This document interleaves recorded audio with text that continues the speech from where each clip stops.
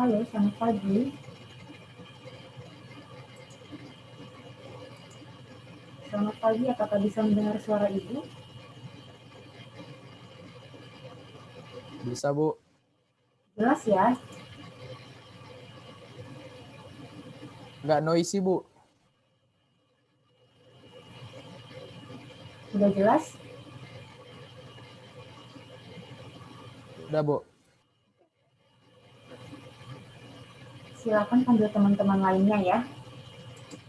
Nanti saya akan share link absen. Nanti kalian isi nama lengkap kalian dan NIM ya. Gimana kuisnya tadi? Saya buka seperti itu.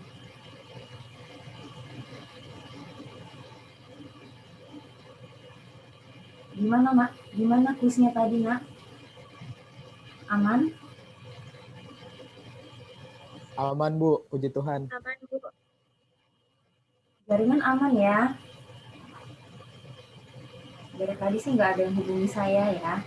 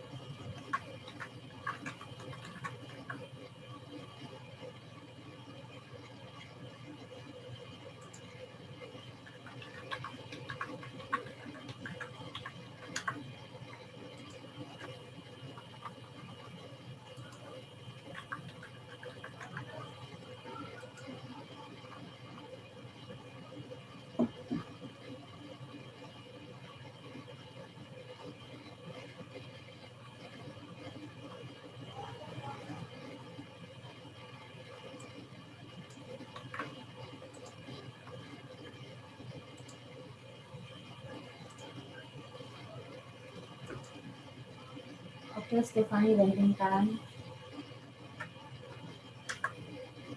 Silakan mengisi link absennya pada kolom chat yang sudah Ibu berikan ya. Ketik juga bisa bit.ly absen PBM GP5 ya. A-nya besar, T-nya besar, G-nya besar. Lihat kolom chat ya.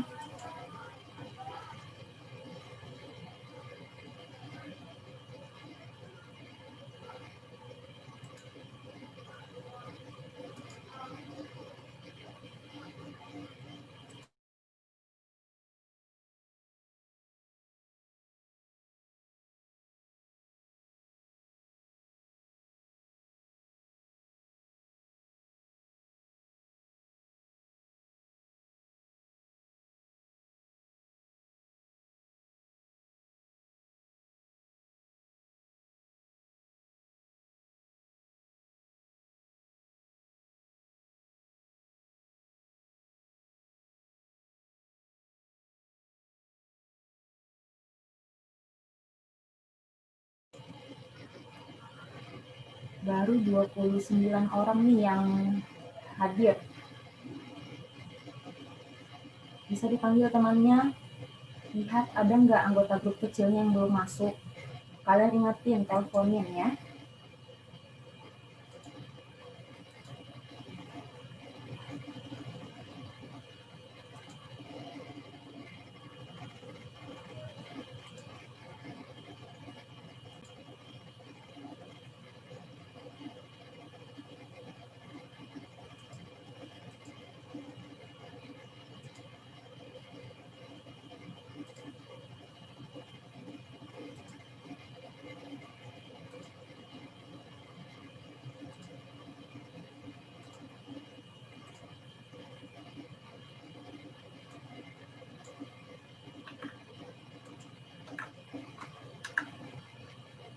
Yang belum mengisi absen, ayo segera diisi. Baru 21 mahasiswa, baru setengahnya yang mengisi.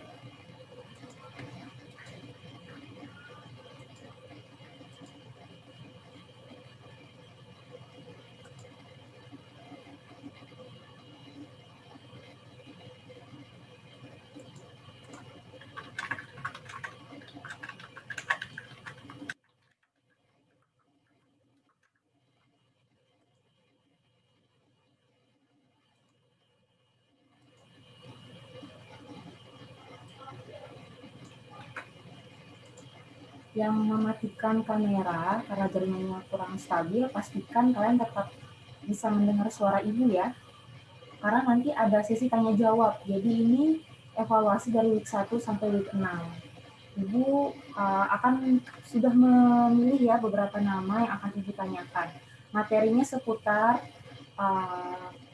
materi dari week 1 sampai week 6, baik itu dari PowerPoint maupun dari prosedur. Oke?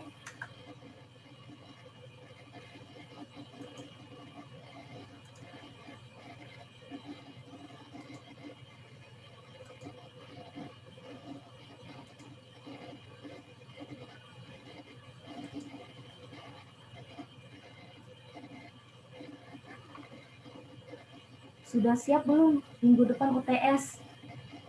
Ini hidupin aja suaranya. Diam-diam aja. Udah siap minggu depan UTS, nggak terasa ya? Udah hampir setengah semester ya. Iya, Bu.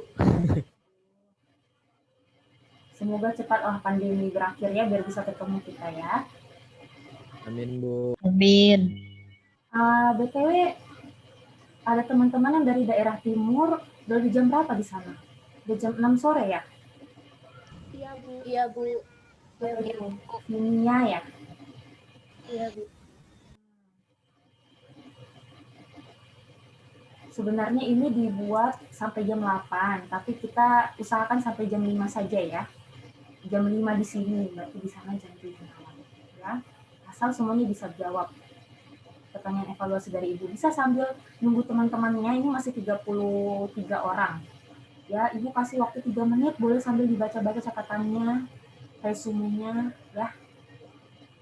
Boleh dimatikan kamera dulu. Nanti Ibu ingatkan lagi. Baru kalian bisa buka kamera. Oke?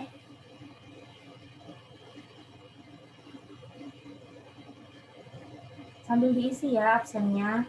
Kalau tidak dianggap alfa loh ini. Ya.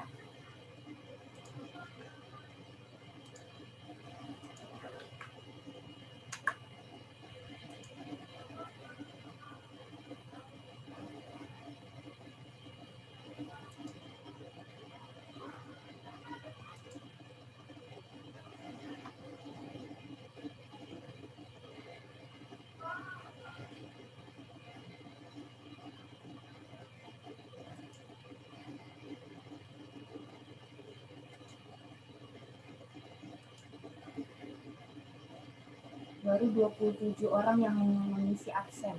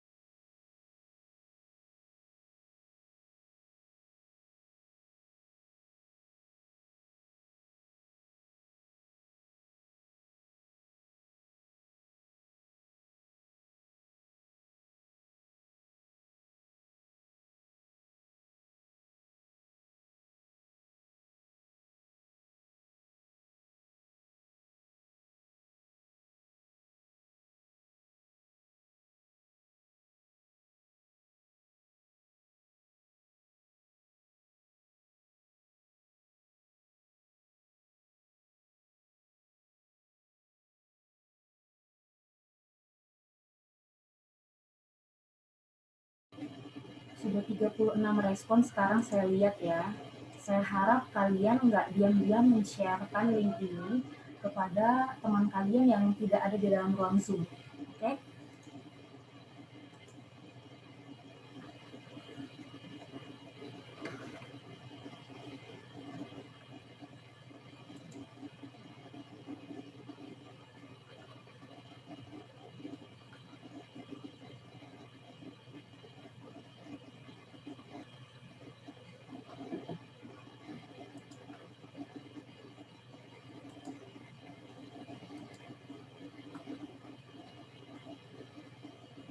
Oke, yang tidak ada masalah dalam jaringan ataupun kuota bisa dibuka kameranya.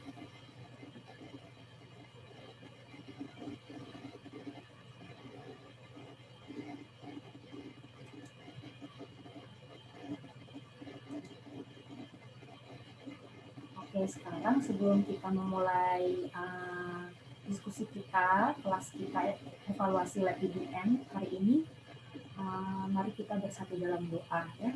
Saya mau minta kesediaan Kadek untuk memimpin doa, Nak.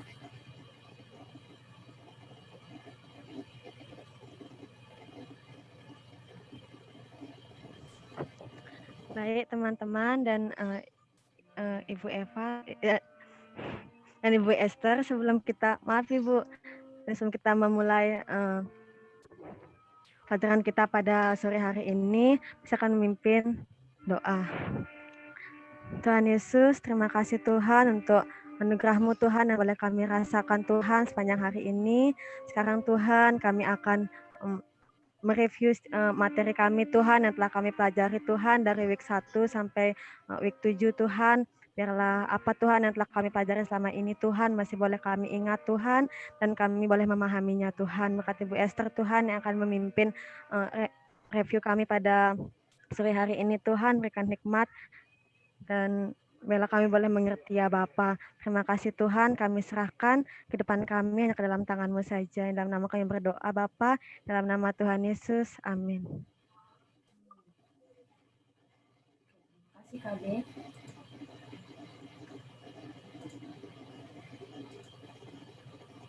Oke, langsung aja ya. Tadi kuisnya berjalan dengan lancar. Tadi saya lihat rata-rata di kelas grup 5 ini sudah banyak yang nilainya lulus ya, nilainya di atas nilai 70. Tapi masih ada 6 orang yang kurang dari standar ya, kurang dari 70. Saya akan kasih tahu nilainya mungkin hari Jumat ya, bersamaan dengan hasil nilai worksheet Anfis maupun resume dan terminologi. Jadi ditunggu saja dan saya harap ini supaya nggak mengurangi konsentrasi kalian juga karena besok akan ada quiz Anfis lagi kan ya. Benar ya? Oke, kita langsung aja. Sekarang kita mau review mengenai week yang pertama ya. Siap-siap ya, yang saya harap nggak ada yang pura-pura tiba-tiba kaku-kaku begitu, jaringannya tidak stabil atau bagaimana ya. Kalau bisa untuk dijawab ya. Yang pertama kita mau bahas mengenai universal precaution. Yosi, ada Yosi di sini? Yosi, nama lengkapnya Yosi Sharon Simamora.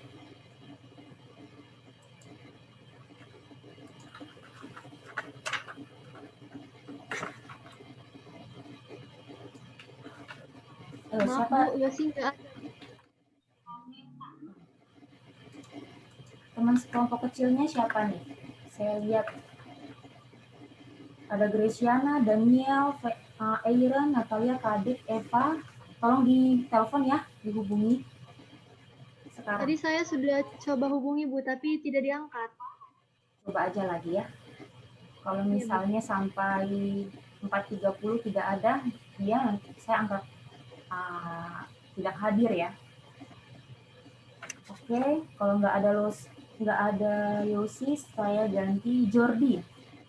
Jordi baru masuk. Jordi bisa dengar suara Ibu? Halo Jordi. Ibu bisa. Nah, Jordi boleh buka kameranya, Nak.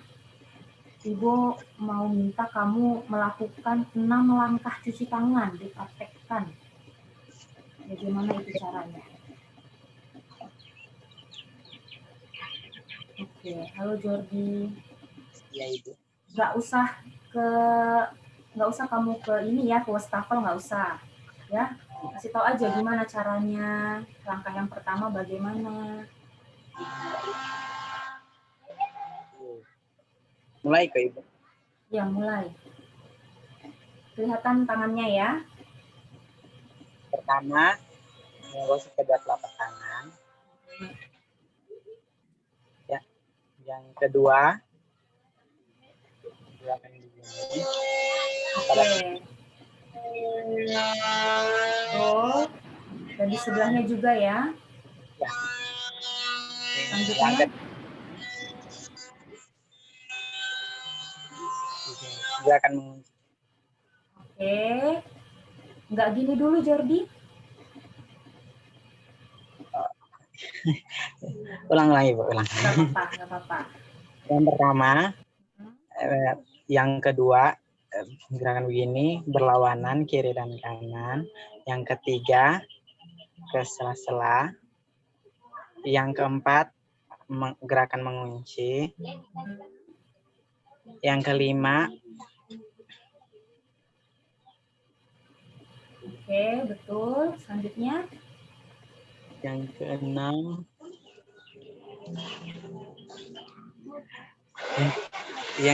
lupa Ibu. Oke, coba dimatikan dulu suaranya. Sekarang Ibu mau minta Graciana, coba lengkapi yang Jordi sampaikan tadi. Nah, pertama kayak gini, Bu. Oke. Terus gini. Yang pertama ini ya, Nak, basahi tangan dengan air ya. Lengkap Iya, apa? Bu. Kalau pakai hand rub ya, berarti dikasih cairan hand rub-nya ya. Oke, selanjutnya. Kan pertama gini, terus Oke. gini, Bu. Gini. Terus gini. Oke. Terus gini. Oke. Terus ini gini. Iya. Terus gini. Gitu. Oke. Dari kecil ke besar. Oke, one clap ya, walaupun tidak kedengaran. Jordi udah tahu ya, Jordi, yang mana yang kurang tadi, yang mana? Ini ya. Oke, gerakan seperti gerakan mengunci ya. Oke, nggak apa-apa Jordi, sudah bagus, sudah ingat. Oke, kembali lagi Jordi. Coba sebutkan ada 3 jenis cuci tangan, hand wash. Ada 3 jenis. Apa saja Jordi? Boleh suaranya Nak. 3 jenis cuci tangan tuh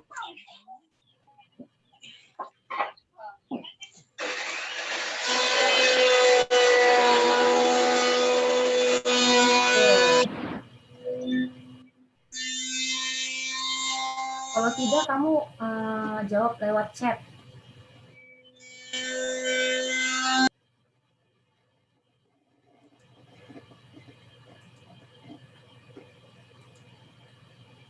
Halo Jordi. Oke, sepertinya hilang ya. Yosi sudah masuk ya? Yosi bisa dengar Ibu? Bisa, Bu. Oke, Yosi, saya mau tanya. 3 jenis cuci tangan apa aja?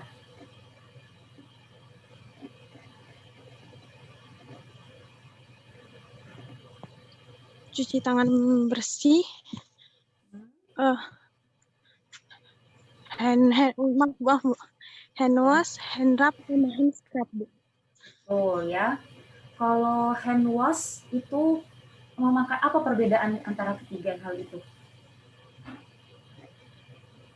Kalau hand wash, Bu, hand wash pakai air, hand wash pakai sabun sama air mengalir, dicuci selama 40 sampai 60 detik, Bu.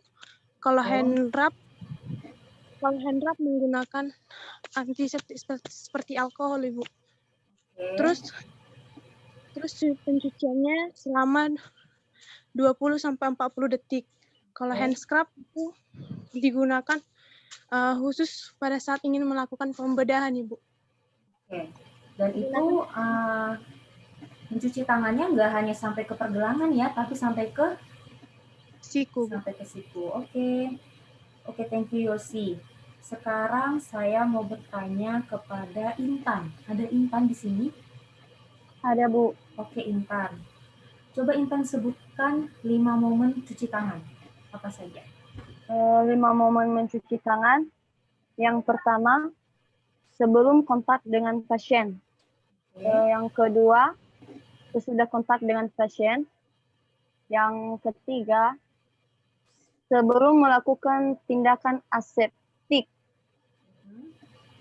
Yang keempat, sesudah terpapar cairan tubuh pasien. Dan yang kelima, sesudah menyentuh benda di sekitar pasien. Oke, betul sekali ya. Intan, one clap untuk Intan. Ya. Selanjutnya, Natalia, ada Natalia di sini?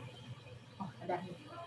Natalia, coba sebutkan APD jenis-jenis apa aja yang termasuk APD, alat pelindung diri. Ada masker,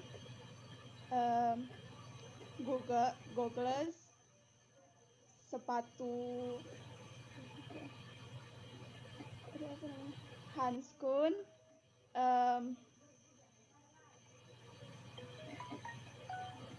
cup,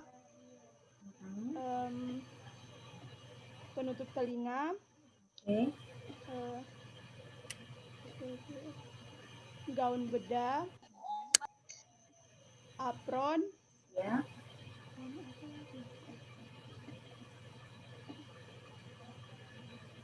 Oke. penutup sepatu, Bu. Ya. Saya mau tanya nih, prinsip pemasangan dan melepas sarung tangan itu bagaimana, Natalia?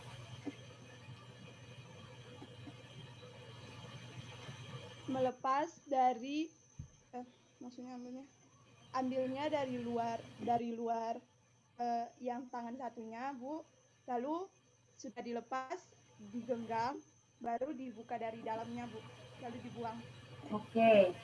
Saya tambahkan itu hand to hand dan gloves to gloves. Ya, walaupun sama seperti yang kamu sampaikan tadi, jangan sampai ketika kalian melepas sarung tangan, kalian menyentuh kulit ya, risiko infeksi. Jadi benar seperti yang Natalia bilang, lepaskan, ambil dulu sarung tangannya, baru digulung, baru lepaskan satu, seperti itu. Oke, selanjutnya kita masuk kepada IPSG ya. Saya mau bertanya pada Metias.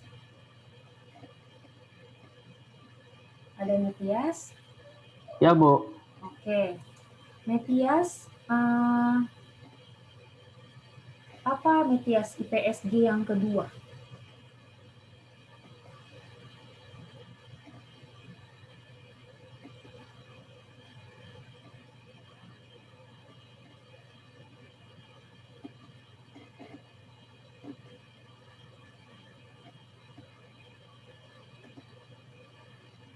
IPSG kedua.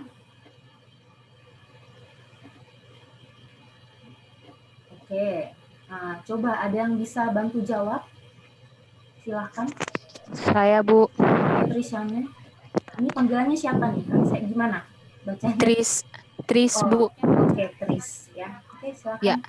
IPS kedua yaitu meningkatkan komunikasi yang efektif, Bu. Oke, contohnya melalui apa, Tris? Melalui Contohnya apa? misalkan ini, Bu, pemilihan kata yang umum atau kata yang mudah dipahami oleh pasien, Bu. Kamu pernah dengar S-bar? Ya, contohnya adalah S-bar ya. S-bar kepanjangannya apa, Metias? Yuk, sambil intip catatannya tidak apa.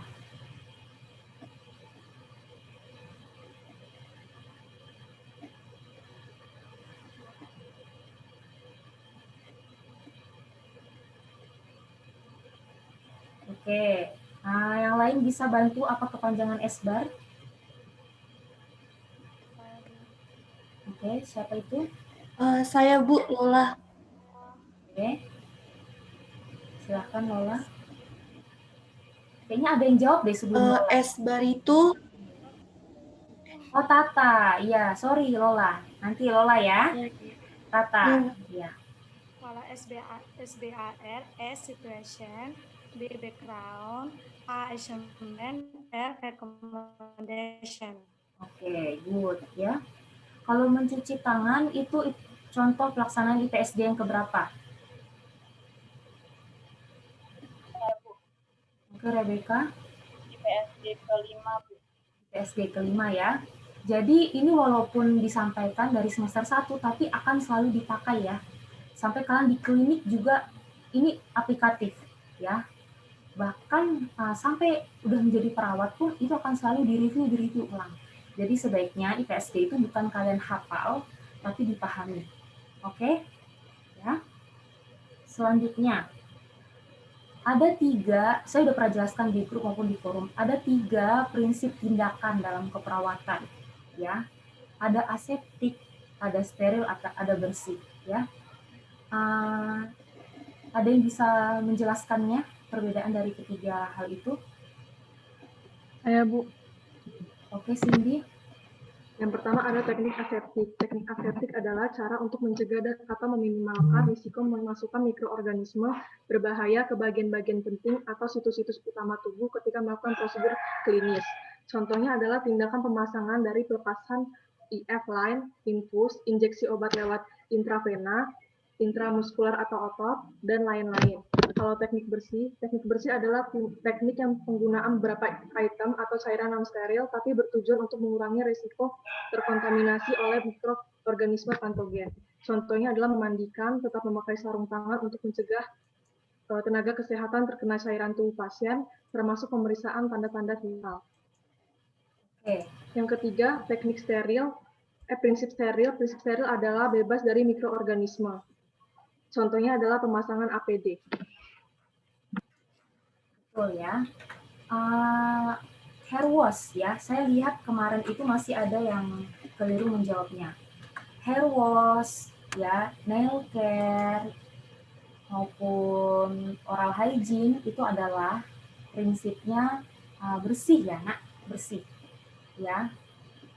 Kalau aseptik itu kalau kalian misalnya mau memberikan obat atau memasang IV line, itu aseptik karena kalian mau memasukkan sesuatu barang ke dalam jaringan tubuh seperti itu, ya. Lalu bukan steril, ya. Steril itu kalau misalnya harus memakai paket yang bersifat steril ya, seperti nanti kalian belajar perawatan tracheostomi itu bersifat steril, ya. Perawatan luka, ya. Ada dan termasuk operasi juga itu steril, ya. Oke, bisa membedakannya ya. Lalu kita masuk ke week 2, pernafasan dan suhu. Saya mau bertanya pada Abi, apakah Abi ada di sini? Ada, Bu. Oke, Abi, saya mau tanya, ketika kamu mau mengukur suhu pada aksila pasien, apa saja yang harus kamu perhatikan supaya termometernya bisa terbaca dengan akurat? Apa yang kamu perhatikan saat kamu mau mengukur suhu di aksila? Membersihkan bagian aksila pasien, mengeringkan bagian aksila pasien. Harus kering. Siap. Dari apa?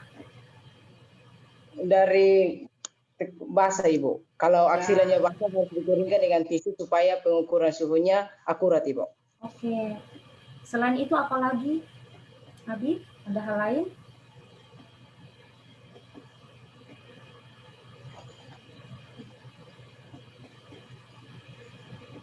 Kalau misalnya kamu memakai termometer air raksa, garis merkurinya harus berada di mana? Di 36 derajat Celcius, Ibu. Di 36 atau 35, di bawah atau di atas? Di bawah 35 derajat Celcius, Ibu. Oke, di bawah 35 derajat Celcius ya. Itu untuk termometer apa? Air raksa atau digital, Abi? Ya, Termometer? termometer merkuri, Bu. Oke. Kalau untuk termometer digital, kalau misalnya kamu pakai termometer digital, apa yang harus diperhatikan? Termometer digital pastikan angka termometernya mulai dari 0, Ibu.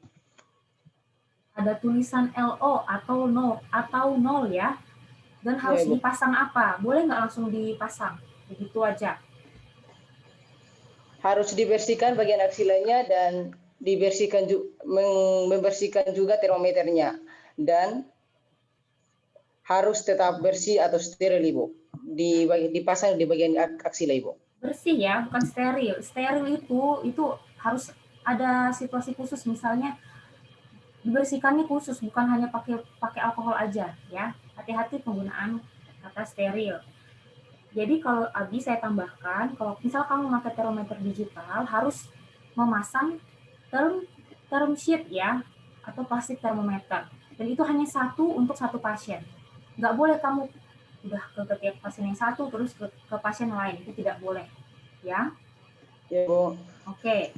Terus harus diletakkan bagaimana? Seperberapa di setiap pasien termometernya?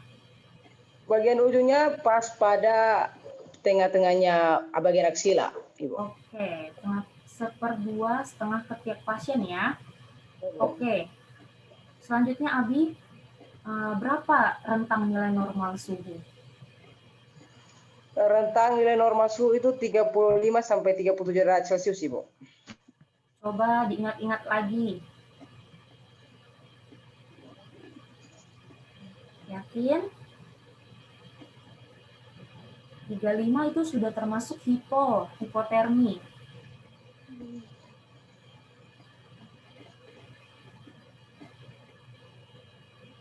Yang benar 36 sampai 37,5 derajat Celcius ya, Abi.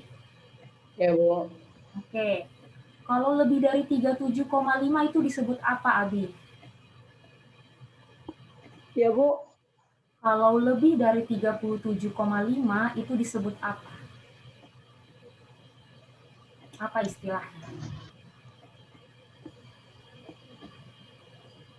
Tadi Ibu udah kasih kata kunci, kalau 35 itu hipotermi. Kalau lebih dari 37,5 itu adalah hipertermi, Bu. Hipertermi atau hipertermia. Oke? Oke, selanjutnya ada Feby. Ada. Oke, Feby. Sebelum kamu mengukur suhu oral, di oral atau di mulut pasien, hal apa yang harus kamu perhatikan agar suhunya terbaca dengan akurat?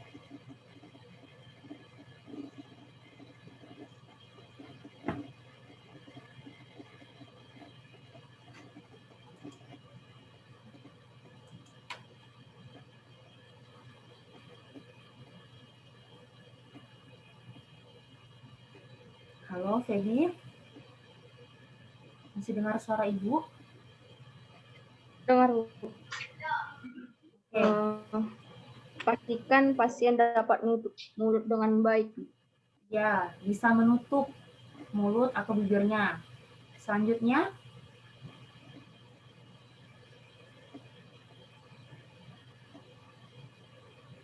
oke, coba Eva bantu. Apa lagi yang harus diperhatikan pada pengukuran suhu dari mulut, dari oral? Yang perlu diperiksa itu, Bu, pasien itu apakah dia sebelumnya itu merokok atau makan atau minum. Itu harus diperiksa karena itu juga bisa mempengaruhi hasil pengukuran, Bu. Oke, betul. Ada satu lagi.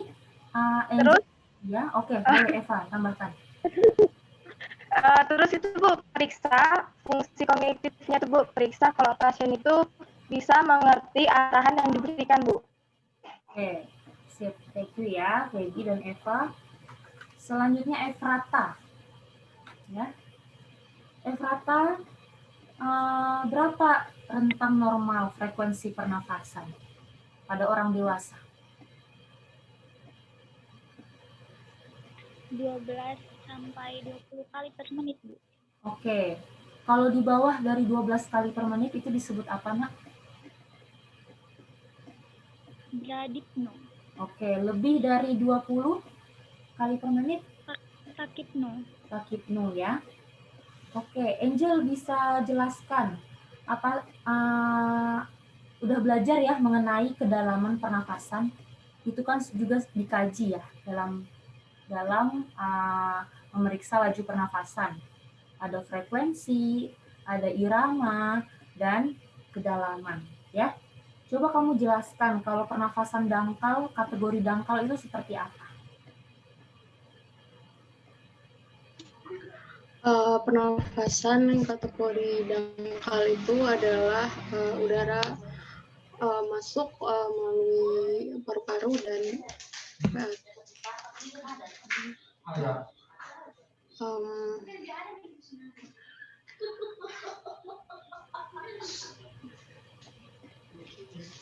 Oke, ada yang bisa menambahkan? Saya, Bu. Ibu. Oh, oke, sebentar. Eko dulu tadi ya yang saya dengar. Oke, Eko silakan. Baik, untuk pernapasan dangkal, Bu, sepemahaman saya itu dia dadanya membesar dan agak tinggi, terus dia naik turunnya secara cepat, Bu. Karena nafasnya dangkal, jadi irama pernapasannya juga cepat. Terima kasih, Bu. Oke, itu seperti umumnya pada pasien yang sesak nafas ya. Mengapa dada, nggak hanya dada, abdomen, bahkan ada penggunaan otot-otot bantu pernafasan, ya, seperti pundaknya akan seperti berusaha untuk bernafas ya, menarik oksigen sebanyak-banyaknya, ya, itu namanya pernafasan dangkal, ya. Kalau dalam, bagaimana? Ada yang bisa menjawab? Coba saya mau dengar Santi. Ada Santi di sini?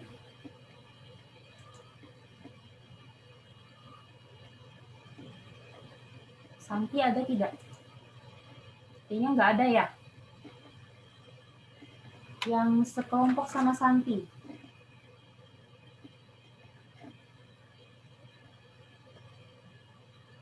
Anastasia, Juliana, Intan, Keisha, Cindy, Septi, Stefani. Kenal kan temannya?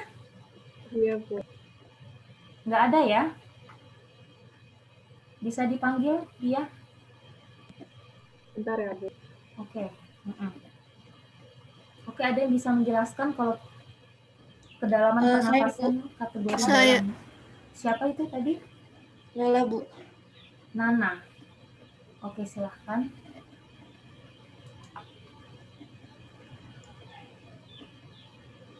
Pernafasan dalam itu menunjukkan adanya pengembangan penuh paru-paru yang ditandai dengan eksalasi penuh di mana rongga dada pasien mengembang dengan cara tengah-tengah. Oke, eksalasi penuh. Eksalasi itu apa sih?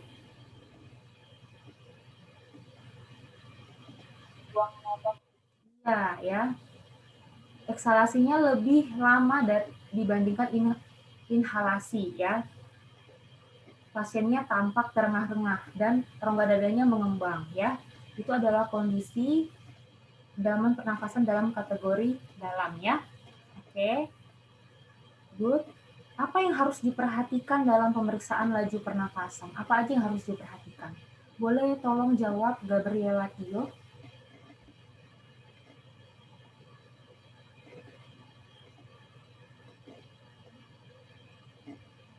Halo, Gabriela? Apa yang harus diperhatikan dalam pemeriksaan laju pernafasan? Frekuensinya, kedalaman, dan irama. Ya, betul. Lalu kondisi pasiennya harus seperti apa, Gabriela? Supaya hasilnya akurat. Apa yang kamu bisa instruksikan kepada pasiennya sebagai perawat? Supaya dia nggak gerak atau nggak bicara. Terus duduknya tegak atau enak. Oke, kalau dia baring, apakah bisa tetap diukur, Nak? Bisa kok, Bu. Bisa, tapi usahakan kondisi kepala ya elevasi 45 sampai 60 derajat, jadi agak dinaikkan kepalanya ya. Dan jangan lupa ketika kamu mau ukur pernafasan, selimutnya kamu turunkan supaya kamu bisa melihat ke kedalaman, benar ya? Melihat kedalaman ya, normal, dalam atau dangkal ya. Dan ukurnya berapa menit? 1 atau 2 menit, Gabriela?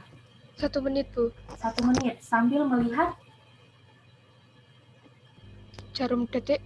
Jarum detik ya, bukan jam digital ya. Jadi nanti kalau klinik pakailah jam yang jarum detik ya. Oke ya Dija. Oke, selanjutnya Daniel. Daniel, apa saja yang diukur dalam pengukuran denyut nadi, Daniel? Yang diukur dalam denyut nadi itu aliran darah. Oh, perbaiki lagi, apa aja? Sama seperti tadi pernafasan, ada frekuensi, lagi.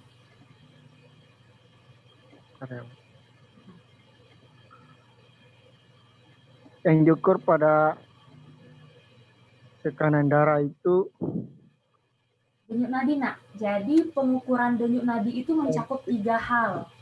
Ya. denyut nadi. Ya, pengukuran denyut nadi 3 hal. Apa saja? Frekuensi, irama, dan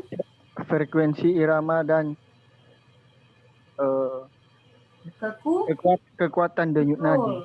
Kekuatan, ya. Ya. Ada berapa skala dalam kekuatan denyut nadi, Daniel? Kalau dalam apa, Bu? Ada berapa skala kekuatan? Ada berapa nilai kekuatan denyut nadi? Ada 5, Bu. Apa saja? 0,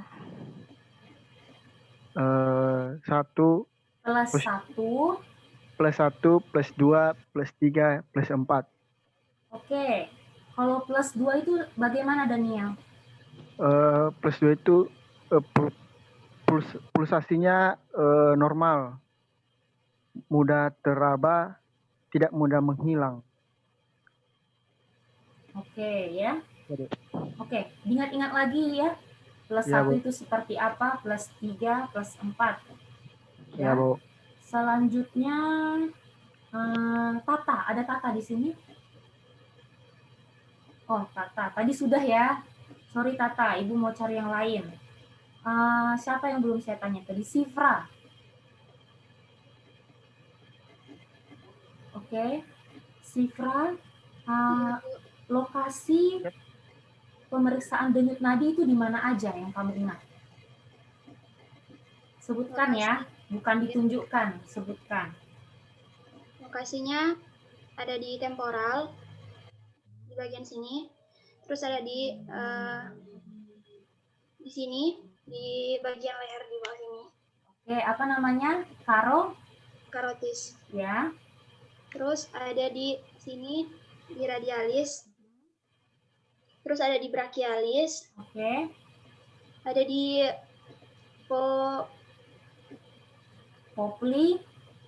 popliteal. Di belakang? Di belakang lutut. Oke. Terus ada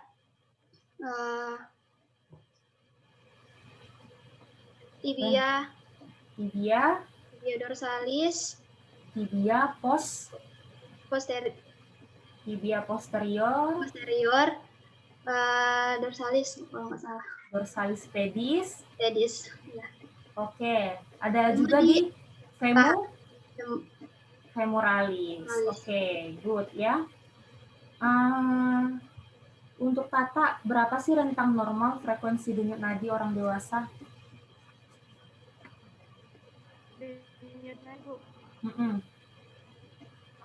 Apa, Bu? Soalnya, Bu. Rentang normal frekuensi denyut nadi. Kalau denyut nadi 60 sampai 100 kali per menit. Oke, good ya. Supaya pengukurannya hasilnya akurat, apa yang harus diperhatikan pada pengukuran denyut nadi? Apa yang harus kamu perhatikan pada pengukuran denyut nadi agar hasil yang didapat itu akurat?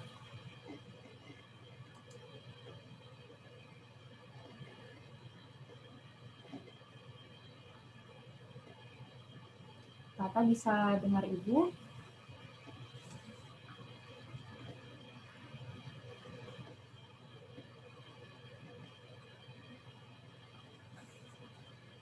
Misalnya seperti yang tadi, siapa yang bilang ya?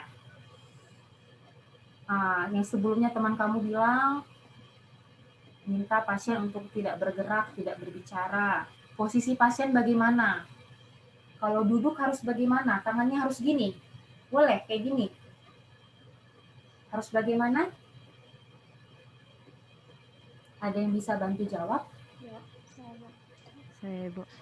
Siapa? Saya banyak sekali ini halamannya. Saya, Bu. Oke, Tata mau coba jawab. Oke, Jika supinasi, letakkan lengan atas pasien lurus sejajar tubuh atau sepanjang dada bagian bawah atau perut. Kalau jika pasien duduk, tekuk siku pasien 90 derajat. Dan sandarkan lengan bawah di kursi atau di lengan Anda, di lengan tajam. Betul ya, jadi kalau pasiennya duduk, ditekuk sikunya 90 derajat ya. Seperti ini ya. Untuk kalian bisa mengukur denyut nadi pasien. Ya, umumnya di radialis ya. Radialis. Oke, supinasi juga harus lurus tangan pasien. Oke, selanjutnya kita masuk ke tekanan darah. Ada Eva di sini. Eva. Iya, Bu. Oke, Eva, coba jelaskan proses pemeriksaan tekanan darah, urutannya gimana? Misalnya alatnya sudah ready nih. Alatnya sudah ready, pasiennya sudah ready, sudah duduk. Apa yang pertama dulu kamu lakukan? Kamu udah cuci tangan, pokok kamu tinggal tindakan. Urutannya apa dulu? Apa dulu yang dipalpasi? Setelah dipalpasi, apalagi mansetnya dipasang kapan? Seperti itu, Eva. Yang pertama itu kita pastikan posisi pasien, Bu. Oke, sudah pasiennya sudah posisi, sudah duduk. Ya, Oke. Langsung ke tindakan. Apa dulu yang dipalpasi? Tahu ya palpasi ya? Tahu, Bu. Oke. Pertama, cek bagian brachialis, Bu. Oke. Kira-kira 5 cm. 2,5 cm. Jauh banget 5 cm mansetnya ya. Ya, Bu. Terus pasang manset. Terus pompa sampai tekanannya itu udah sampai maksimum. Terus kempeskan. Ketika kamu memompa, kamu sambil apa yang kamu raba? Tekanan maksimum, kalau nanti sampai 200 kamu tekan. Terus kamu sambil pasang apa? Radialis.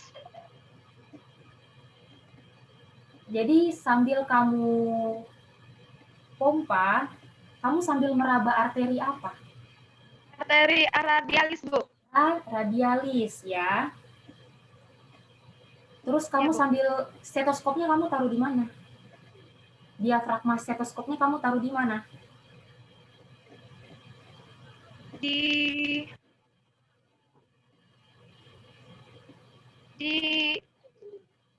itu, Bu. Di brachialis. Iya, ya. Jadi yang pertama kamu palpasi dulu arteri brachialis. Ya, lalu pasang manset 2,5 cm di atas posisi tersebut, di atas area pulsasi. Lalu kamu taruh, ya kalian taruh diafragma stetoskop itu di arteri brachialis. Untuk apa? Supaya kamu bisa dengar sampai di mana detakan pulsasinya.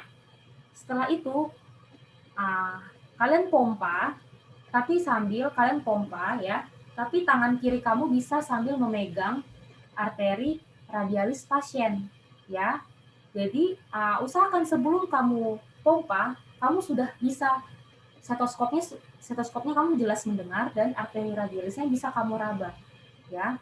Lalu selanjutnya apa, Eva?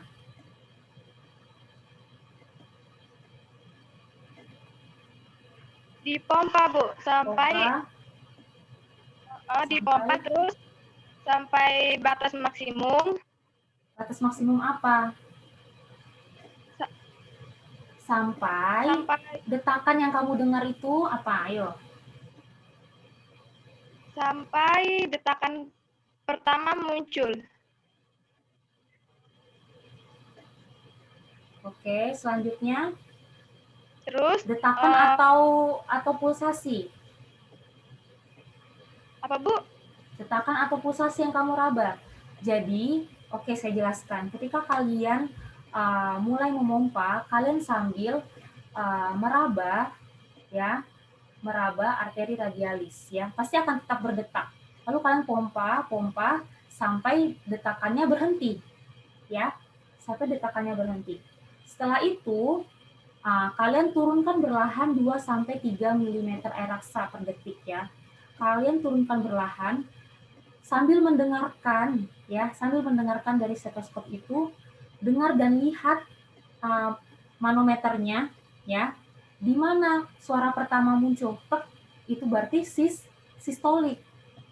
Lalu turunkan berlahan ya, sampai suara terakhir tek, itu adalah diastolik. Seperti itu ya. Kalau sudah seperti itu langsung dikempeskan ya, dikempeskan mansetnya ya. Oke, ini lebih enak kalau dipraktekin langsung ya. Tapi kan harus tahu dulu teorinya ya. Bukan dipompa terus ya sampai tekanan maksimum. Aduh, tekanan maksimum gimana? Ya, jadi sambil diraba ya arteri radialisnya. Oke, selanjutnya saya mau bertanya pada Laura. Oke, Laura, tekanan sistolik dan diastolik itu ditentukan berdasarkan bunyi Korotkov keberapa? Sistolik dan diastolik. Kalau sistolik itu ditentukan dari bunyi Korotkov pertama. Kalau diastolik itu Korotkov ke-5, Bu. Oke, good, betul. Lalu lokasi pengukuran tekanan darah yang tidak disarankan itu di mana saja? Itu apa aja? Kondisi seperti apa aja?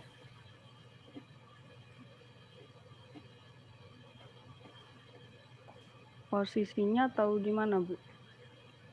Kondisi di mana lokasi pengukuran tekanan darah itu tidak disarankan. Contohnya satu hal, kalau misalnya ekstremitas yang terpasang infus, apakah boleh? Tidak. Tidak Oke. boleh. Ada lagi kondisi seperti apa lagi, Laura? Terpasang apa lagi?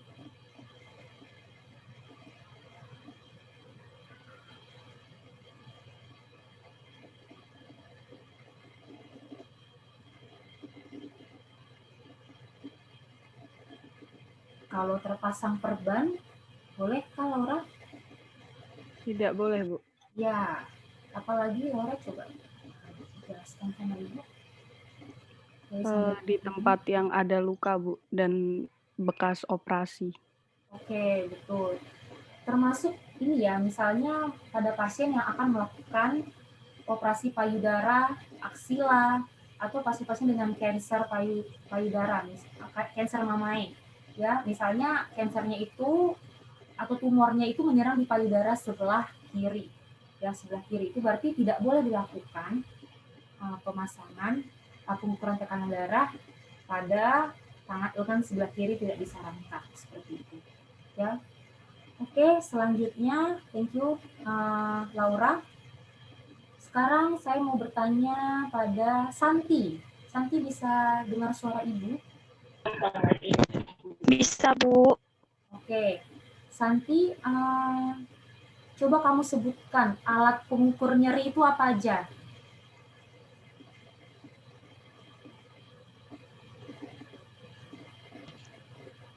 Alat yang digunakan untuk pengukur nyeri ya, Bu.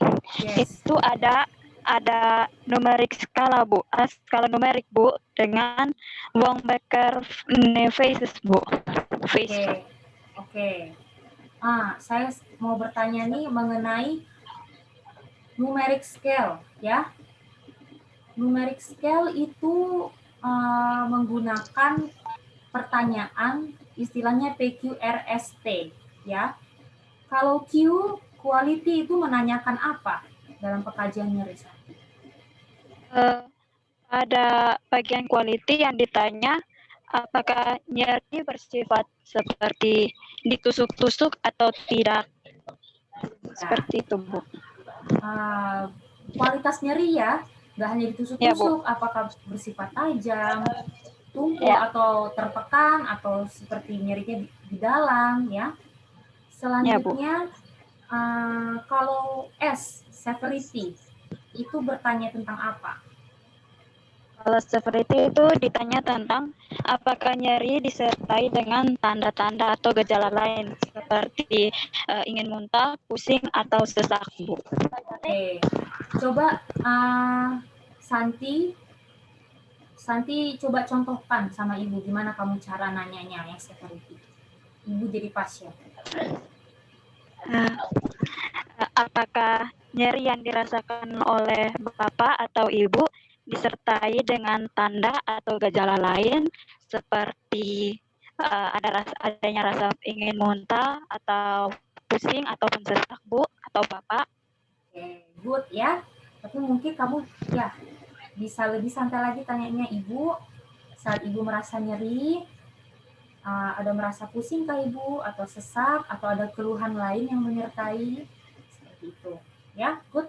Selanjutnya, Putri Cartika. Kalau P, Provox itu menanyakan tentang apa?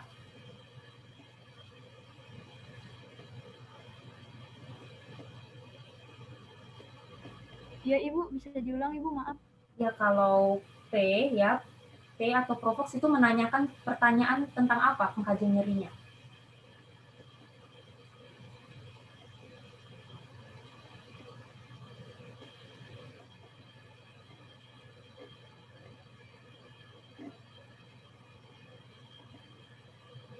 Ayo. Oke, yang lain bisa. Iya Bu, maaf apa? Bu. Jadi Bu tadi ditanya apa yang menimbulkan nyeri, terus apa yang memperberat nyeri pasien. Jadi itu tuh aktivitas, spontan, stres, yang setelah makan, dan lain-lain Bu. Oke, kalau R?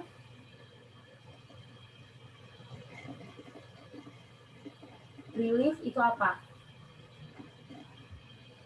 Kalau R Bu, yang relief itu apa yang membuat nyerinya itu berkurang atau membaik Ibu. Oke, good ya. Coba kamu tanyakan pada saya gimana cara nanyanya. Yang bagian relief ya Ibu? Ya. Permisi Ibu, saya ingin bertanya, apa yang membuat nyeri Ibu berkurang? Yang membuat nyeri Ibu merasa membaik mungkin? Atau dengan cara Ibu sedang duduk, saat berjalan, atau saat tertidur? Seperti itu Ibu. Oke, good ya. Kalau misalnya pasiennya kurang mengerti, kalian bisa kasih contoh ya. Selanjutnya kita ke backbatting ya. Mutia, ada Mutia di sini? Ada Bu. Oke Mutia, kalau urutan yang benar saat memandikan pasien itu dari mana dulu?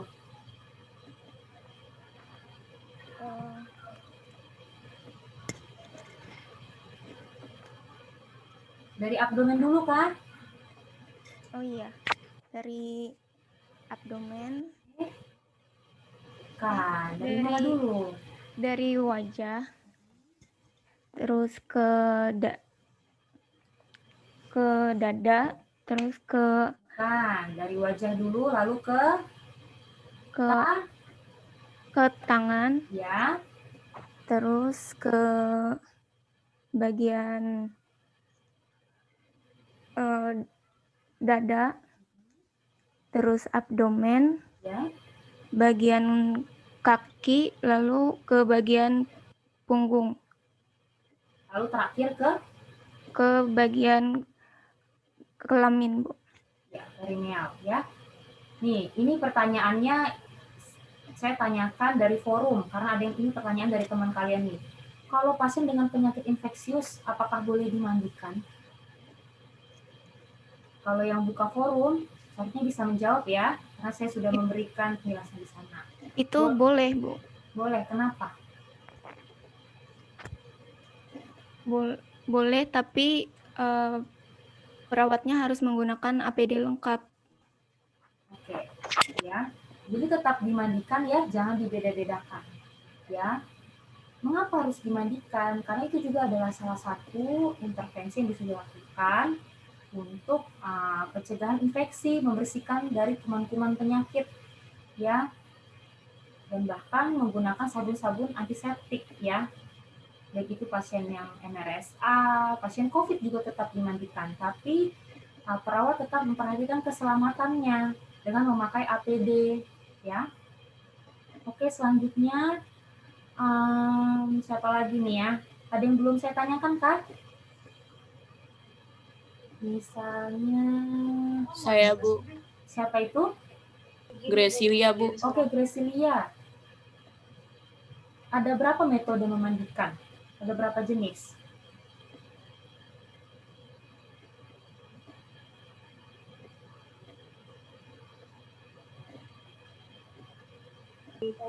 Ada shower, ada tub bath, ada therapeutic bath, ada seat bath, ada partial bed bath, ada complete bed bath. Oke, kalau misalnya ada pasien yang bed rest total di tempat tidur, berarti itu memandikannya jenis apa? Complete bed bath. Oke. Lalu kalau misalnya pasien yang medicated bed, itu berarti ada obat-obat yang diberikan ya. Itu contohnya apa, Nak?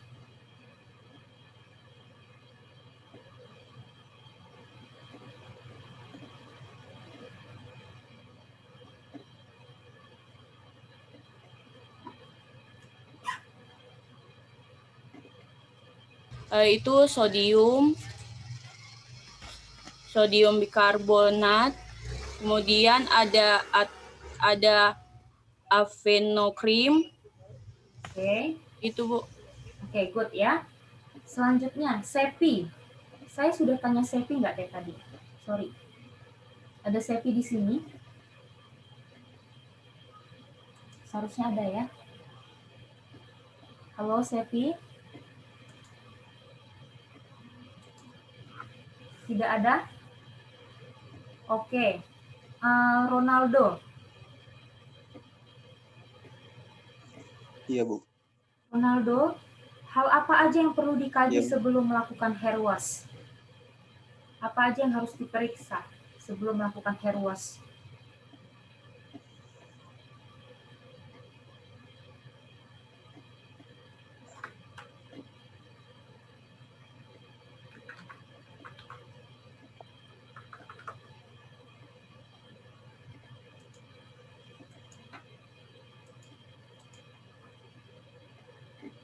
Halo Ronaldo.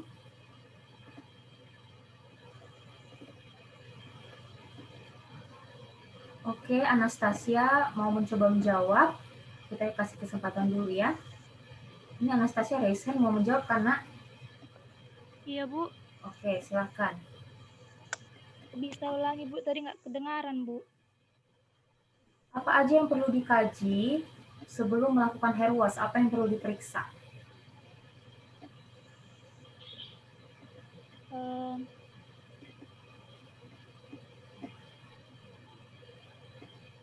Seperti mengkaji kebutuhan kebersihan rambut pasien sesuai kulit kepala dan rambutnya, Bu. Mengkaji tekstur dan intensitas kulit kepala dan rambut. Lalu? Mengkaji kebutuhan dan pilihan pasien untuk produk sampo dan kondisioner atau produk khusus yang dimiliki oleh pasien. Oke. Good ya. Selanjutnya saya mau bertanya kepada Yedija. Ini kamu kalau di absen namanya siapa, Nak? Namanya Irene, Bu, tapi nggak bisa keganti, terlanjur tadi masuk, Bu. Oh, ini siapa? Irene Yedija Tanrakeo. Oh, Aaron ya. Aaron, kalau misalnya pasiennya cedera kepala atau cedera leher, apakah tetap melakukan hair wash? Ini pertanyaan dari forum ya. Kemarin cukup banyak yang menanyakan, berdiskusi. Tetap nggak dilakukan kalau pasien dengan cedera kepala atau leher? Tetap dilakukan. Yakin pasiennya udah pakai perban atau posisinya tidak boleh berubah loh kalau cedera leher ya. Tahu kan kalau misalnya hair wash kan harus berubah-ubah posisinya. Apakah tetap melakukan?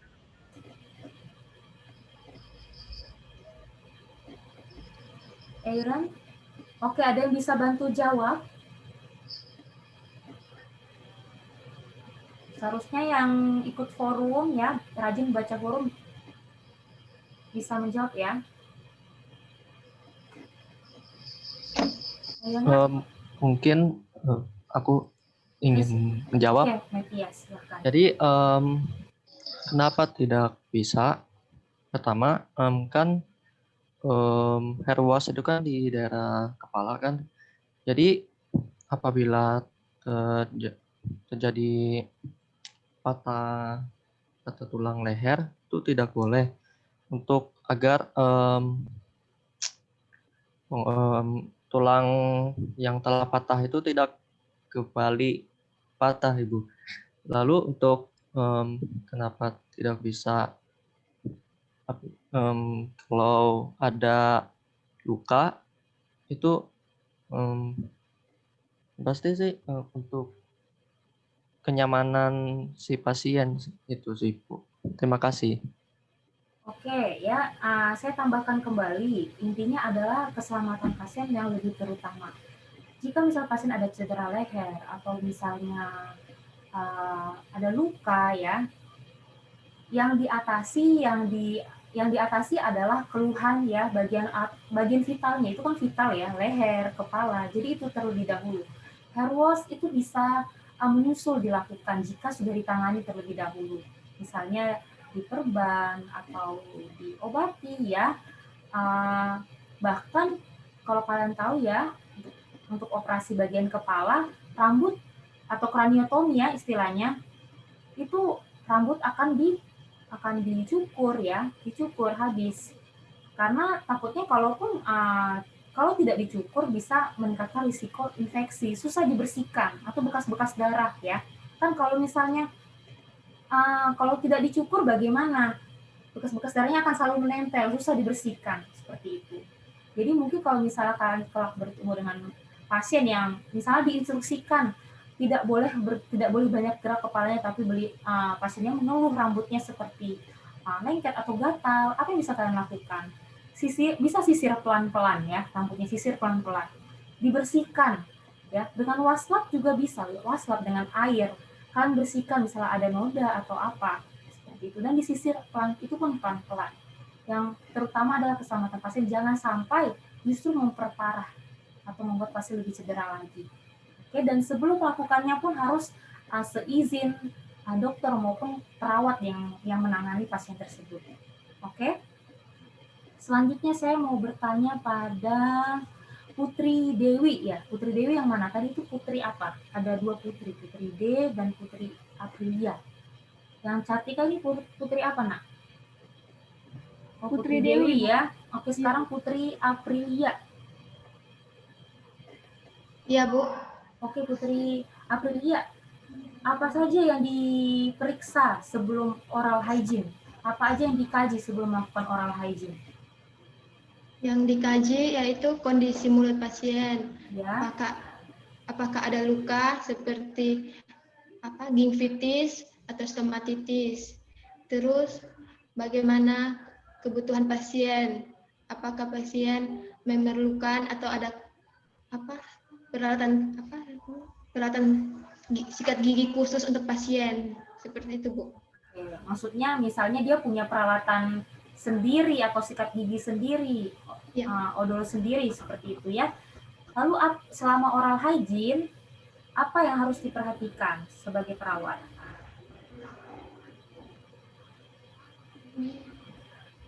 Apa yang kamu observasi nih sebagai perawat selama pasiennya, selama kamu entah itu melakukan oral hygiene pada pasien? Reaksi pasien dan perasaan selama tindakan berjalan, apakah pasien nyaman dan apakah gigi sudah bersih dengan baik. Oke, itu sudah pasti, itu lebih tepatnya ke evaluasi ya, itu yang kamu evaluasi. Tapi selama tindakan yang kamu perhatikan apa? Misalnya pasien tersedak, apa yang kamu lakukan?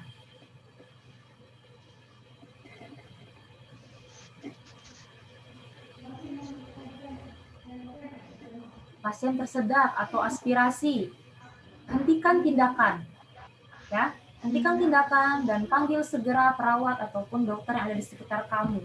Ya, jangan panggil teman, ya, itu tidak menolong, tidak menyelesaikan masalah, ya. Lalu tiba-tiba terjadi perdarahan, itu kemarin ada yang bertanya di forum, apa yang dilakukan, Putri?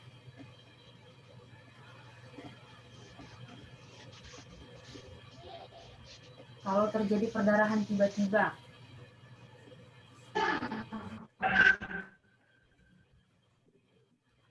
Oke, yang lain? Tindakan. Saya, Bu. Saya, Bu. Oke. Sebentar. Putri mau coba jawab, Nak? Nggak apa-apa.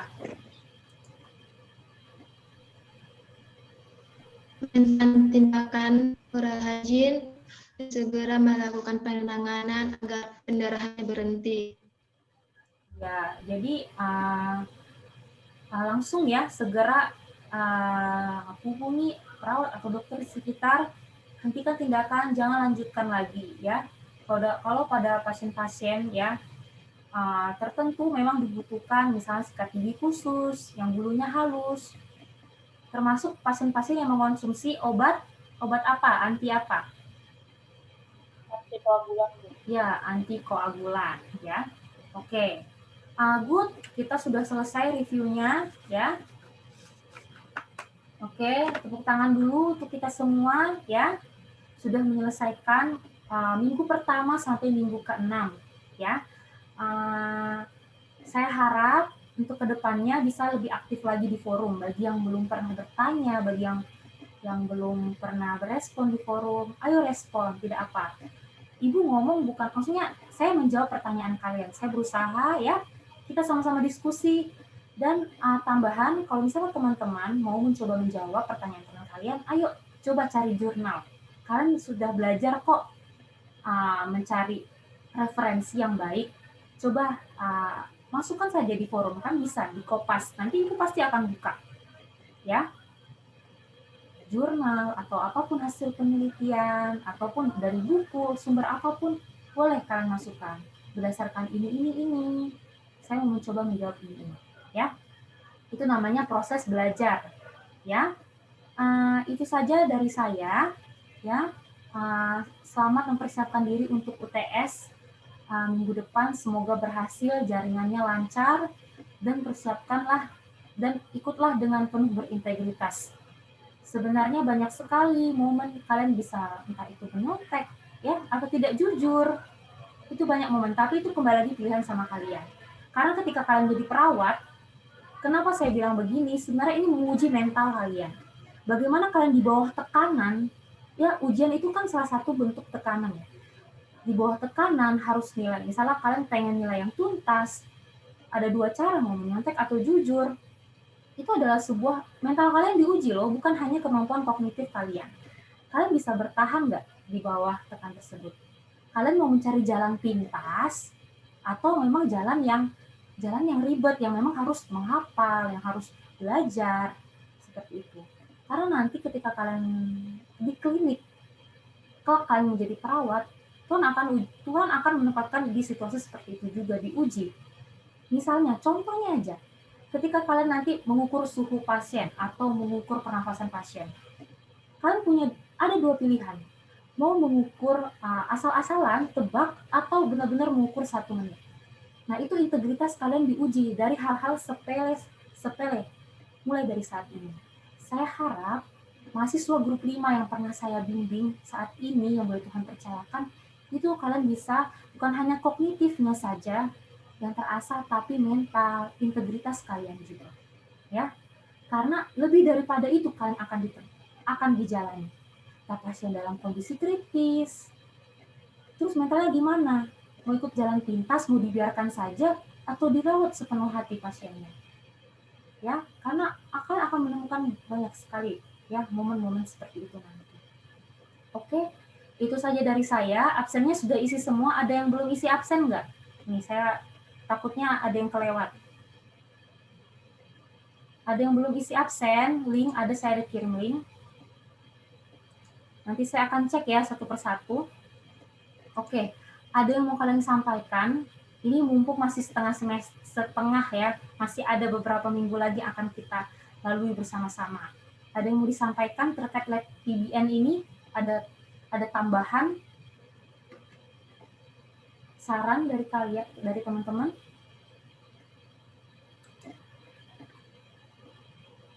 Halo, Bu, saya. Ya, siapa itu? Eko, Bu. Oke, silakan Eko. Untuk kayak seperti yang hair wash kan, Bu, di PPT-nya kan sedikit kayak istilah-istilah gitu yang rumit, istilah yang kami nggak tahu, Bu. Terus disuruh bikin terminologi sampai 20 kata. Itu kalau boleh, Bu, dikurangin atau dari Ibu perbolehkan pakai kata-kata umum untuk dicari artinya juga, Bu? Kalau dari saya, dari prosedur juga tidak apa, nak. Ya, saya sudah koreksi kemarin ya. Ada juga kok yang mencari diagnosa keperawatannya, apa itu saya lupa. Pokoknya ada yang menaruh itu dalam bagian terminologis, tidak masalah. Karena memang kalian nggak tahu kan itu artinya apa, intoleransi aktivitas itu apa, dalam diagnosa keperawatan itu apa, itu tidak apa. Ya. Asal jangan istilah bahasa Inggris, nak. Ya, misalnya ini bahasa Inggris, tinggal kalian cari tahu artinya itu sudah ada gitu. Ya. Terminologi itu istilah asing ya, dalam kesehatan, perawatan, kalian cari artinya. Ya. Kalau dari PPT kalian lihat sedikit, ambil dari prosedur tidak apa. Oke? Atau dari video, ada lagi, oh nama alat ini, gitu. Obat ini, seperti itu buat. Ya. Oke, itu saja dari saya. Next, resumenya lebih baik lagi ya. Khususnya nomor 1 itu tujuannya apa, manfaatnya apa, dijabarkan. Nomor 2, pertanyaannya itu peralatan yang dibutuhkan dan arti dan fungsinya apa, dijabarkan. Ya. Lalu selanjutnya nomor 3, langkah-langkahnya, jabarkanlah. Ya. Sudah ada yang sangat baik ya. Mungkin besoklah saya bisa share, saya share contoh punya teman kalian yang baik resumenya. Ya. Step by step. Lalu prinsip tindakannya apa? Pilih salah satu. Bersihkah atau steril atau aseptik. Ya. Umumnya yang kalian pelajari pada semester ini itu adalah masih prinsip bersih. Nanti kalau mulai semester 4 masuk ke MSN Medical Surgical Nursing itu mulai belajar prinsip aseptik dan prinsip steril. Ya, jadi jangan kebalik-balik, jangan dicampur. Ya. Itu aja. Lalu nomor 5, evaluasi. Apa yang dievaluasi pada pasien? Ya, bukan hanya nyaman, bukan hanya itu saja. Ya. Oke. Itu saja dari saya. Sebelum kita menutup, sebagai laporan dan bukti kita sudah melakukan kelas pada hari ini, saya mau capture kalian ya. Boleh cari cahaya yang terang benderang ya. Boleh dibuka fotonya sebentar. Gresilia, Abi Abon, Mutia. Siapa lagi nih? Shiana, Santi, Julia, Eko. Karena saya nggak tahu, kalian juga nggak tahu kalian di bagian mana, jadi tetap senyum saja ya. Oke.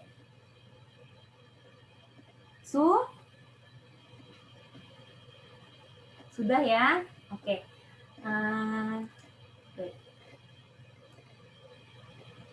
1, 2, 3, cheese.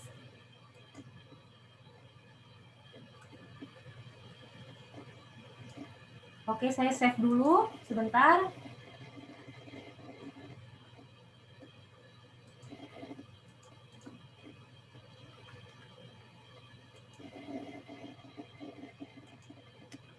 Oke, Mutia, sorry, kita ulang lagi ya. Mutia tadi nggak terlihat, belum ini. Oke, sekali lagi ya, Mutia, Cindy, oke, sudah. 1, 2, 3.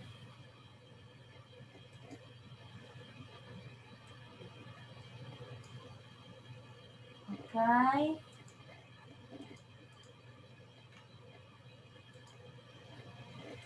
Sekali lagi yang halaman kedua. Putri Wariso dan Ronaldo bisa dibuka kameranya sama Feby sebentar saja, Nak. Oke, Putri sudah, Feby.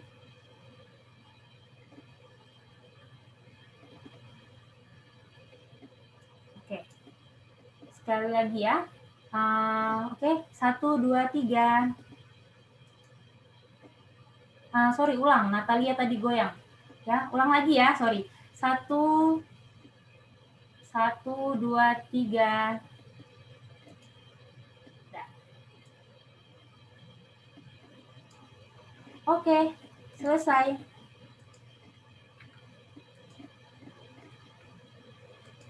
Oke, setelah ini Ibu akan kirim jawaban worksheet anatomi dan fisiologi untuk kalian belajar besok. Ingat, besok kita mau Zoom lagi, akan lebih sebentar, 30 menit, 45 menit sampai 1 jam saja ya untuk anatomi, untuk tutorial anatomi, fisiologi. Setelah itu kalian bisa melanjutkan kuis yang dibuka sampai jam 5. Oke, bisa dipahami ya? Oke, kalau tidak ada yang mau disampaikan, mari kita tutup dalam doa. Mari Ibu pimpin dalam doa ya. Selamat sore Bapak, kami mengucap syukur untuk penyertaan Tuhan pada detik saat ini. Kami boleh berkumpul bersama-sama walaupun dalam jarak berjauhan dalam Zoom meeting ini. Terima kasih untuk 1 jam dari tadi kami sudah mereview kembali pelajaran yang boleh Tuhan percayakan untuk anak-anak-Mu ini pelajari. Berdoa untuk mereka bisa memahami dan mengerti, dan supaya mereka juga kelak bisa mengaplikasikannya dengan baik kepada pasien-pasien mereka. Berdoa untuk setiap tantangan yang mereka hadapi dalam perkuliahan online ini, jaringan, kota. Kiranya Tuhan berikan mereka hati yang mau belajar dan diajar. Tuhan lancarkan semuanya supaya mereka pun bisa belajar dengan baik. Terima kasih ya Tuhan. Hanya kepadamu kami serahkan pujian dan hormat demi kemuliaan bagi nama-Mu. Dalam nama Yesus kami berdoa, haleluya, amin. Oke, selamat malam ya. Selamat malam dan selamat sore semuanya. Tuhan memberkati. Ya, dadah. Terima kasih, Bu. Makasih, Bu. Terima kasih, Bu. Makasih, Bu.